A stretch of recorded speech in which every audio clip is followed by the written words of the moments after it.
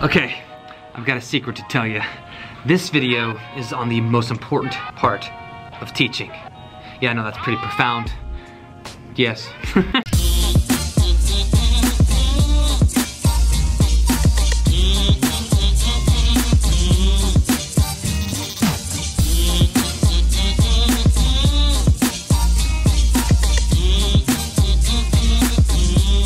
So have you ever had a student who out of nowhere started just like misbehaving, doing weird behaviors, and they were seemingly a student that you never had to talk to? Matter of fact, come to think of it, you don't think you've ever actually had a conversation with that student ever. They just kind of been here doing what they're supposed to do, right?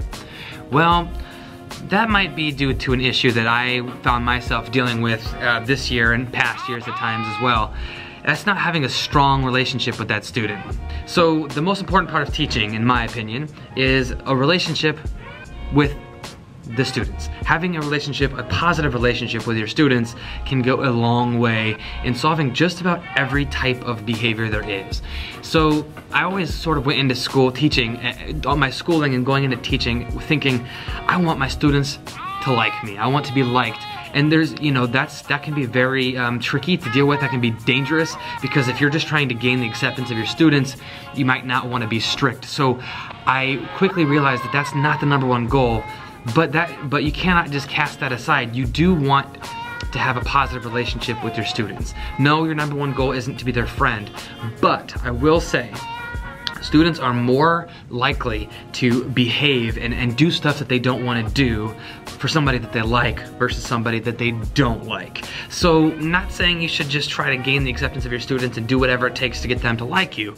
What I am saying is build a positive relationship over time with your students.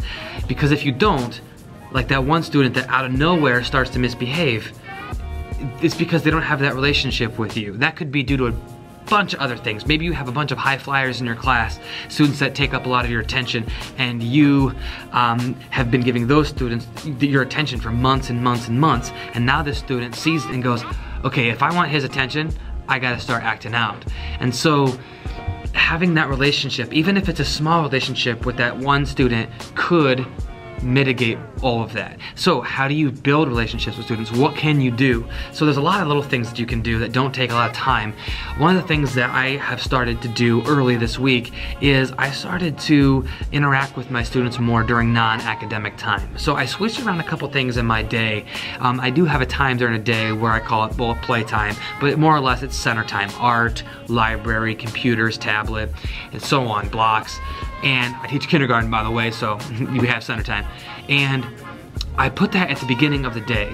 Right as soon as I get into school, we eat our breakfast and we do that.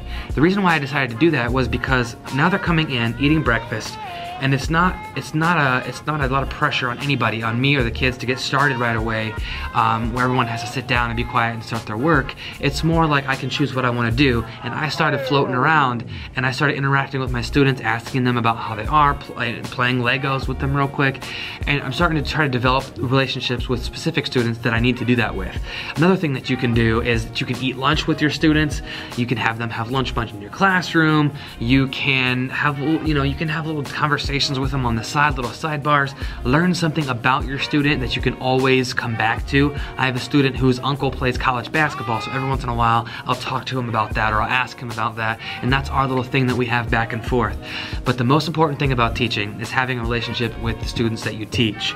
It's so important, and I think that it often gets overlooked, and I'm guilty of doing that myself. I'll be wondering, wait, why is the student acting like that? And then I say to myself, wow, no, I did not take the time to build a relationship with that student. So that's what I'm working on this week, and that's what I think is the most important thing that you can do as a teacher. If you like this video, don't forget to hit the like button. It'd help me out a lot, and if you haven't already, subscribe. I do teaching tip videos on Tuesdays and daily vlog about my life. So if you're interested in any of that kind of stuff, go ahead and subscribe. All right, make it a great day, teachers, and see you next time.